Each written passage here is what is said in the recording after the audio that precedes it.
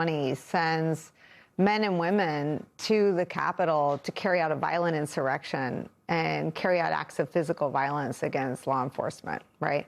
It is a lie that some of his supporters believed fervently.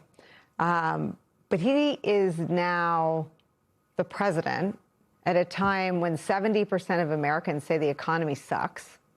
64% of Americans disapprove of the job he's doing, and that is a number from before the war in Iran began.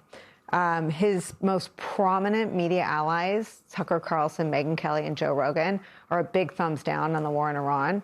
His political coalition is blowing up sort of in full view in a way that they'll let them eat cake. I would extend that to John Thune and John Cornyn. Cornyn is at least running in the beauty contest against the, what's his name, Ken Paxton. The two of them want the Trump endorsement because Trump has said he's going to make the other guy drop out.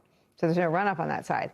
But John Thune driving sort of the car into the river, politically speaking, over the SAVE Act at a time when 70% of Americans are economically distressed is a political act of malpractice that's unprecedented in modern political life.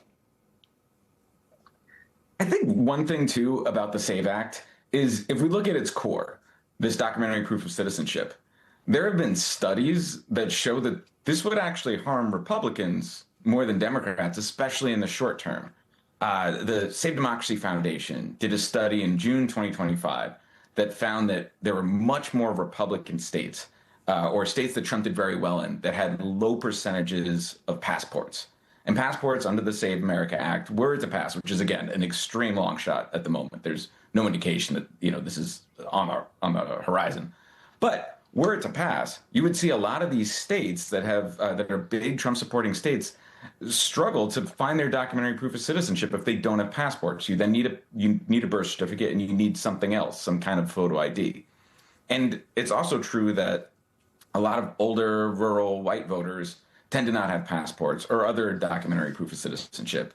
And some more recently naturalized citizens or immigrants it's been more recent that they've gotten their citizenship and their papers are more in line.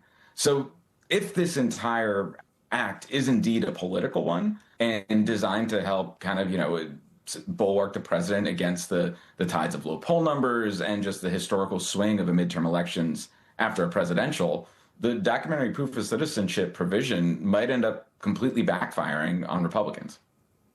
It's such a good point to look at what's in it. You said bulwark, and I'm going to bring in our friend, political